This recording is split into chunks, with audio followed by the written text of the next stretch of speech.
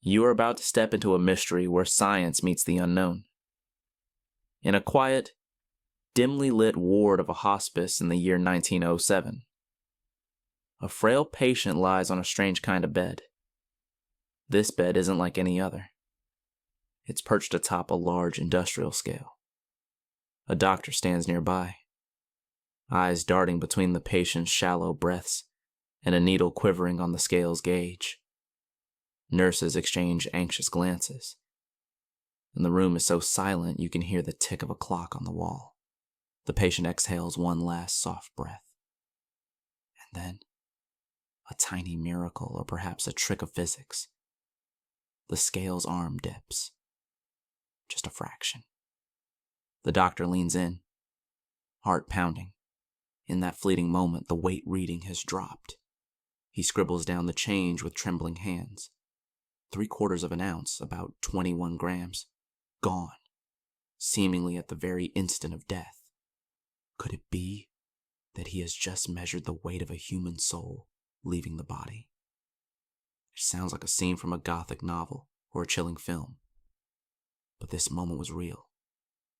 Over a century ago, one determined physician set out to prove that the soul, that mysterious essence many believe makes us who we are, might be more than just a concept.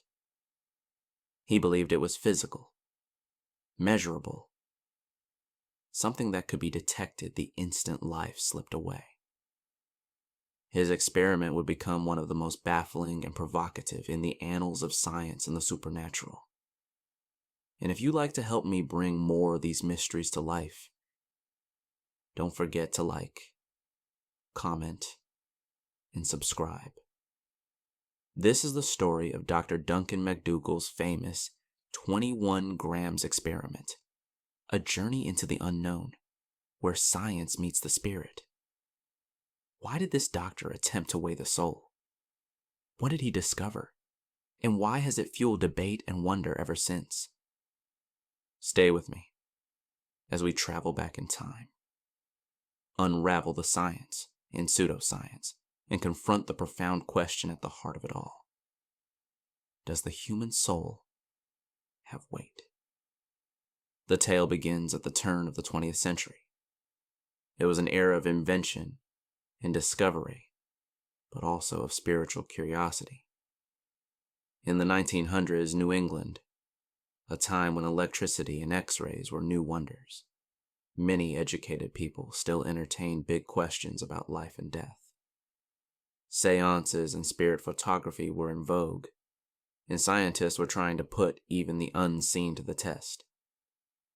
Dr. Duncan MacDougall was a respectable physician in Haverhill, Massachusetts. By all accounts, a serious man, not a mystic. Yet he had a bold idea that straddled both science and spirituality. If human beings really have a soul, then perhaps that soul has a physical presence. And if it has physical presence, even just a tiny bit, then it should have mass.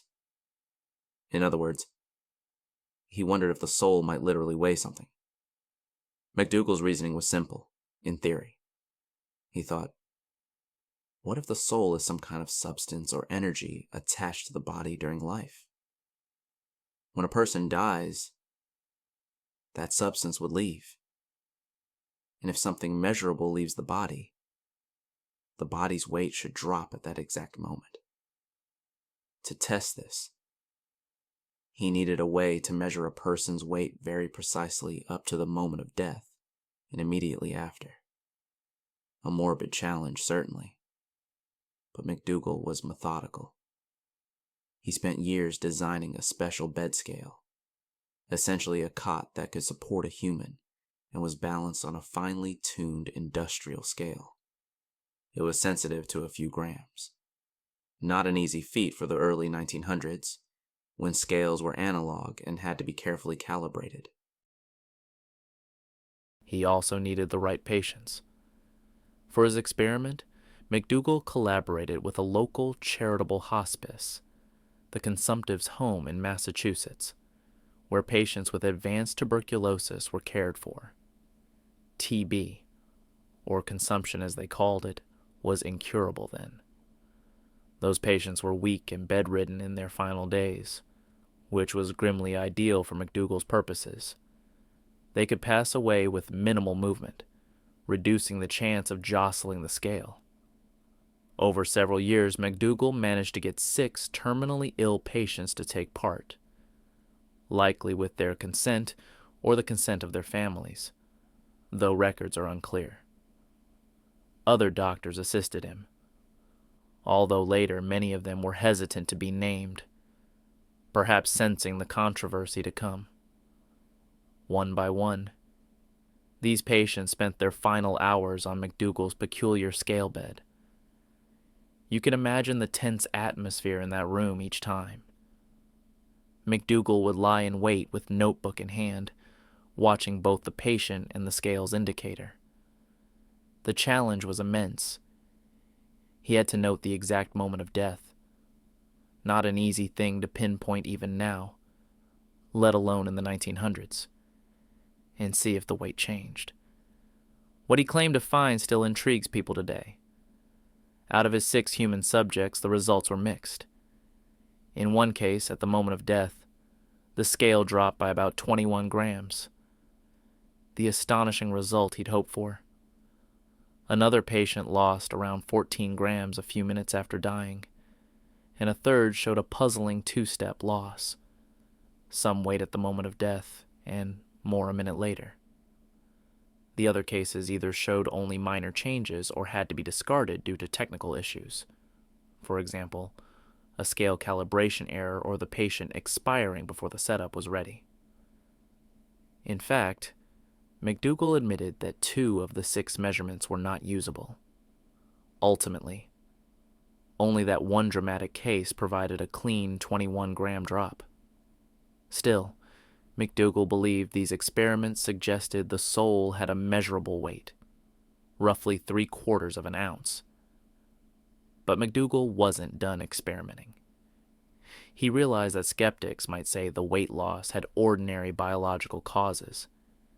He argued that this weight loss couldn't be explained by any normal process. It wasn't due to the final breath. His tests showed that breathing didn't budge the scale reading, nor due to sweat or urine release.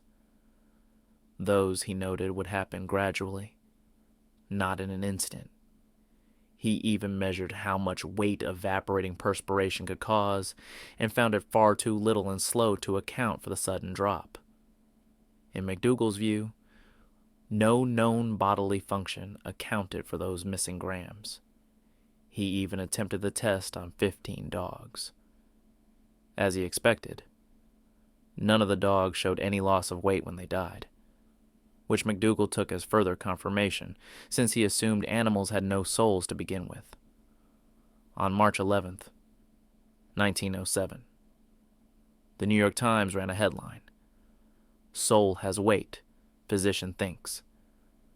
And suddenly the public was buzzing. Some people, especially those of faith, welcomed it as scientific confirmation of the soul's existence. Many others, particularly scientists, were not convinced at all.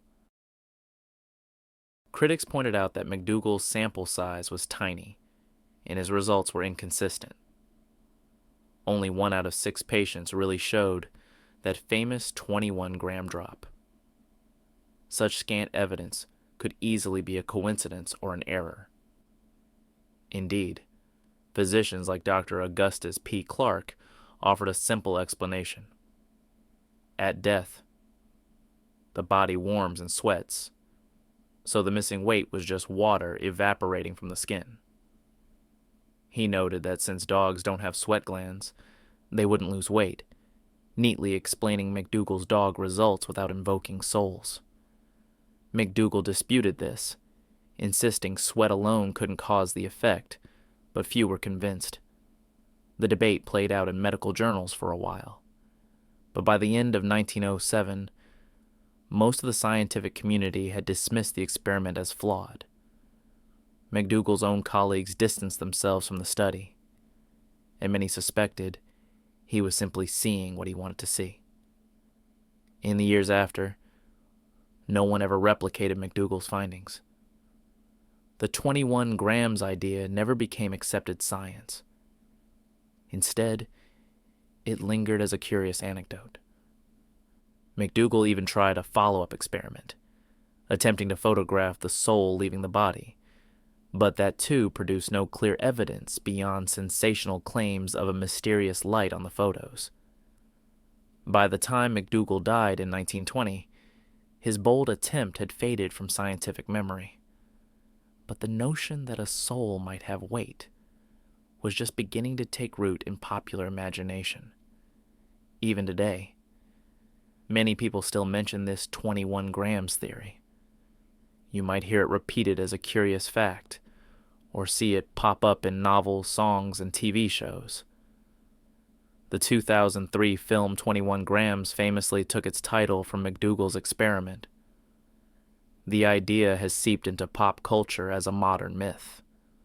The notion that science once found a hint that the soul is real. Why does this story endure? It's not because of rigorous science. It's because of the profound question it poses.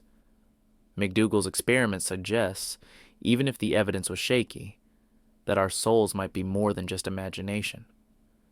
That is a tantalizing prospect. It speaks to a deep hope, that death may not be the absolute end, that there might be something of us that carries on. The mere possibility of having a number, 21 grams, as evidence of a soul is comforting to many. It's as if science offered a tiny sliver of validation to an age-old belief. Of course, mainstream science finds no solid support for this idea. In the centuries since MacDougall, we have learned enormous amounts about the human body and mind. We can explain much of what makes us alive in terms of biology. Brain scans tie our thoughts and feelings to neurons firing. Physics accounts for all the known forms of matter and energy without needing a soul. From this perspective, when the brain stops, the person is gone, and there is no mysterious weight that departs. And yet, the 21 grams legend remains intriguing because science hasn't answered everything about life and consciousness. There are still mysteries at the edges of our understanding. We still don't fully grasp how subjective experience arises from mere brain tissue. We continue to encounter big questions about the nature of reality that leave room for wonder. So the idea of a soul persists.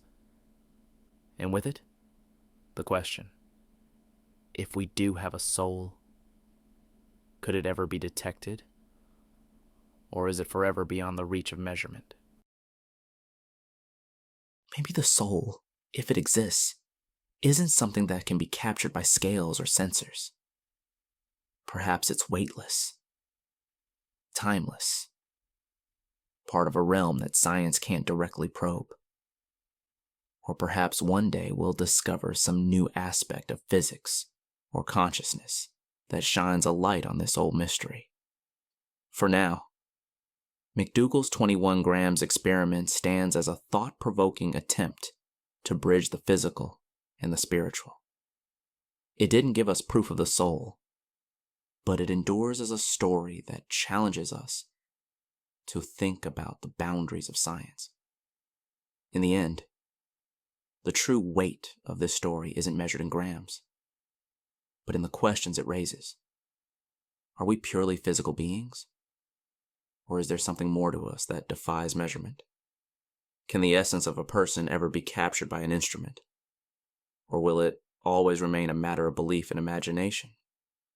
These are questions humans have pondered for centuries, and one doctor's strange experiment brought them into sharp focus. Now picture that dim room one last time.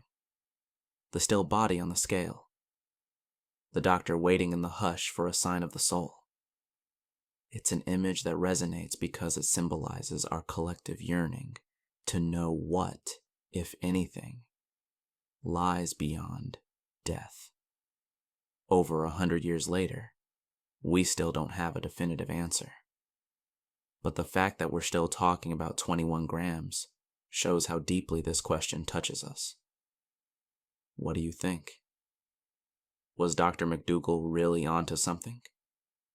Or just chasing shadows? Does the human soul have weight? Or is it something science will never be able to measure?